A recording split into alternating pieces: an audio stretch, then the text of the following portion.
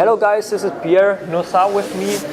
He's the CEO of Blockchain.io, and I already introduced him in the previous video, so you should know him. We will talk in this video about the market and our lovely market, how the cryptocurrency market now dive down, and what could be a possible news, or what could be the circumstances which are moving the market. What do you believe? Well, thanks, Marcel, for this question. we are asked often about that, and obviously, if we knew, like I said, we'd be even richer than we are because we'd be able to predict the future, which is evidently not the case. So I'd say there are suspicions, for instance, that any news about Goldman Sachs moving into cryptos or launching their own futures could move the market and create an uptick in the exchange rate. And we've witnessed that many times before. But I wouldn't say that it's a determining factor, because there are so many other reasons for the market to move up or down, especially movements in Asia that we are not necessarily very much attuned to here in Europe, but there is a lot of money also invested in Asia, and a lot of interest in that part of the world. So that's why it's so difficult in a decentralized system, in a global currency like Bitcoin and a few others, to predict the market movements. And also we see speculation on some specific coins sometimes, and some of those look like market manipulation, to be honest. So my only recommendation to people asking me for investment advice is, first, I don't give investment advice, and two, study what you buy. Essentially, if you know what you are buying, then you are on the safe side. If you don't, you can only have regrets or remorse if something go bad. And obviously, if something go well, things go well, it's not an issue.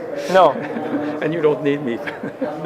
Oh, of course not. When things go well, everybody is pretty happy. And then, for example, in January, where we had our lovely dive down, and I think now we are,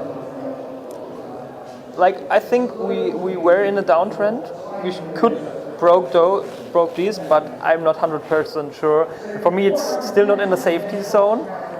What's your opinion? No, I totally agree. It's still very emergent, very much experimental. All this is very experimental. That's why we see so much volatility.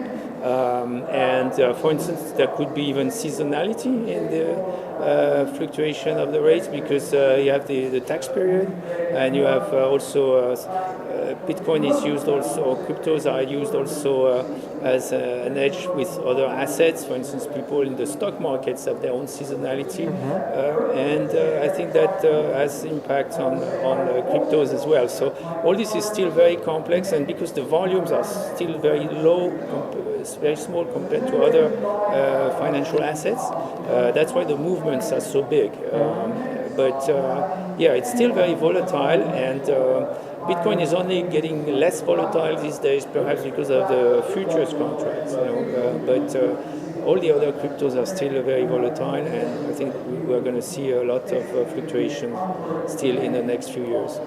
Awesome. So, from my point of view, when I see the market and I see that big candles, that big moves, when I go back a few years, I don't see that spiking candles, but I'm all the time speculating that there are some big funds who are moved.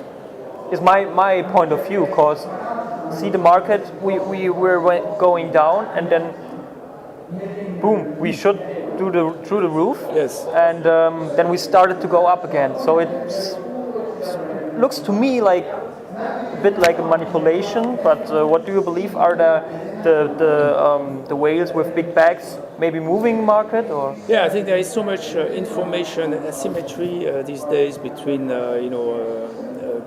coins, the projects behind the coins and the tokens, and the investors. Because most investors are finance people; they are not necessarily cryptography experts or even computer science experts.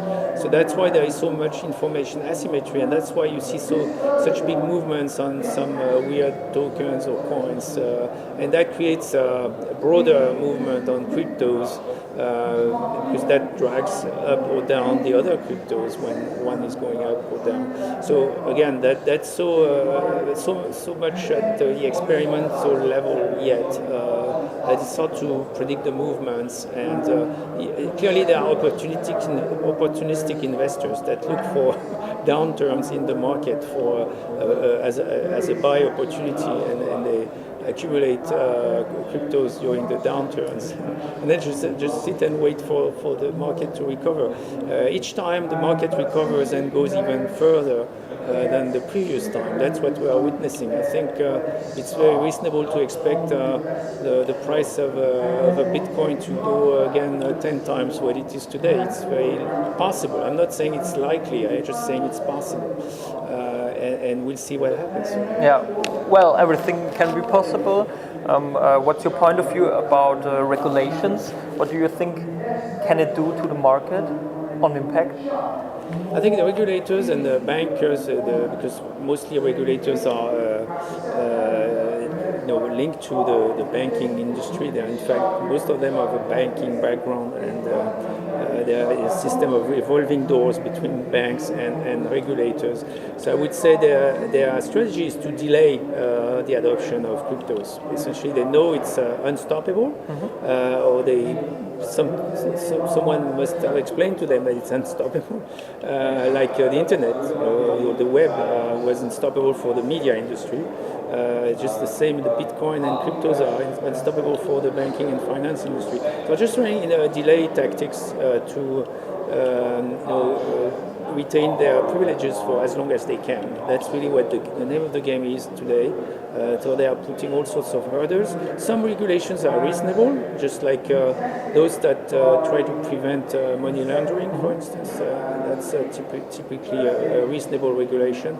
But many others, regulations like caps on the amount of money you can invest with your bank account, or bank accounts that are typically frozen or closed for crypto investors.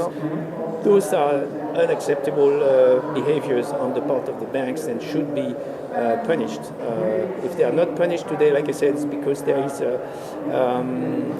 is some form of collusion between regulators and the banking industry, but that won't last forever.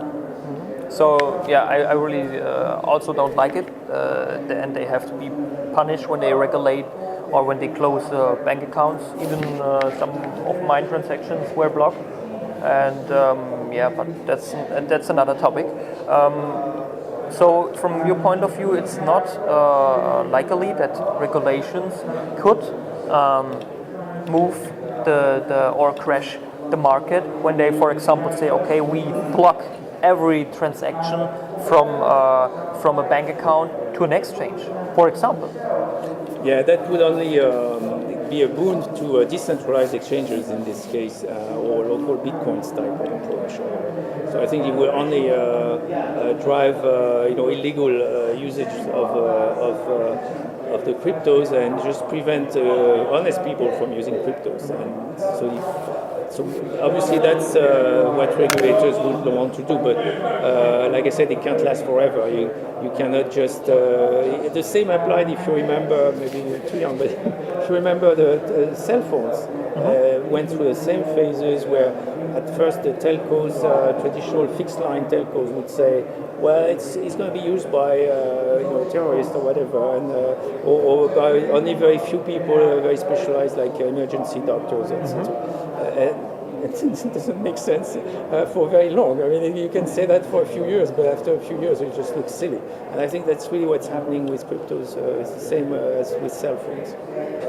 So pretty promising future for the crypto scene, and I mean, could be right. And from my point of view, regarding the regulations, I'm there always a bit skeptical.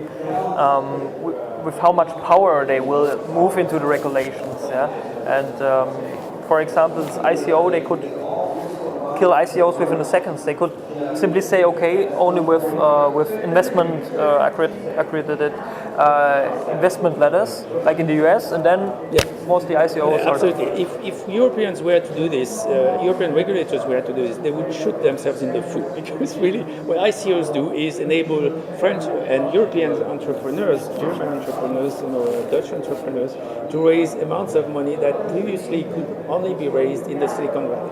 That's exactly what ICOs are about. Is they are breaking the monopoly of the Silicon Valley over big first-round investment, Series A investments. Prior to ICOs, again, if you are not in the Silicon Valley, you are at a disadvantage for getting capital for your startup. That's the reality. So if Europeans or Asians were to regulate against ICOs, they would just shoot themselves in the foot and drag down their economy, where that's a golden opportunity for Europeans, Russians, Asians to catch up with the US for the digital economy. That's exactly what's happening with ICOs. Last question, what is your thoughts about the impact and the influence of the Chinese, Japanese market participants on the global crypto market? Oh, I think Asians are bullish about anything that has to do with these digital networks and any applications of also smartphones. They've been leading the way for many years now. So it's the same for cryptos. They're on top of it, and that's why it's so hard to predict from here what's going to happen. But all I can see is green signals everywhere, green lights everywhere, adoption growing every year.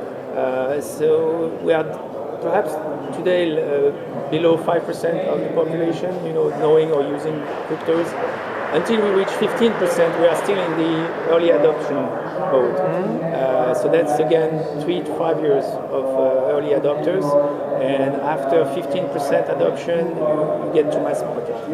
So that's another 5 years. So from 10 years from now, I can predict we'll have mass adoption of cryptos.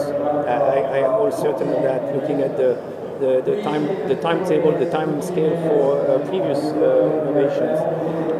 So that's why I'm so bullish about Bitcoin and cryptos in general.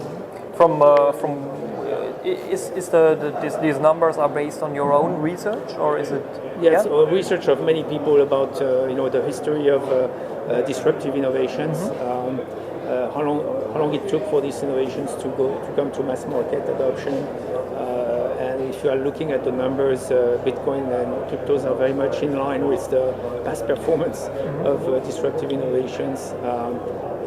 Perhaps only faster. It's going even faster every time. So that's why I'm really bullish about the crypto space. So in terms of we have in our mind the picture of the bubble pop. And there, the first, I think it's the smart money. So you say until 15%, we are still there where the smart money is, and mass adoption will be after 15%. Yeah, 15% is typically the proportion of early adopters. We talk in marketing, when you talk about early adopters, you talk about the first 15% of the users. And we are still, like I said, under 5% now, so that's why. But yes, there is very much experiment. There are lots of experiments going on. For instance, Lightning Network, that's so much talked about today. It's still very much in R&D mode. There are still lots of improvements that are being built in or even designed almost as we speak about Lightning. For instance, multi-path payment for increased privacy on Lightning. And Lightning is just the first layer 2 protocol that's being implemented. There will be others. And other cryptos will also have their own layer 2 probably. So it's a fascinating time. Cool. Thanks for sharing your opinion about these really interesting topics. Thanks to you, Marcel, for having me. Page where I post when I interview a blockchain expert, so you have the opportunity to ask them your questions. Bye bye, guys.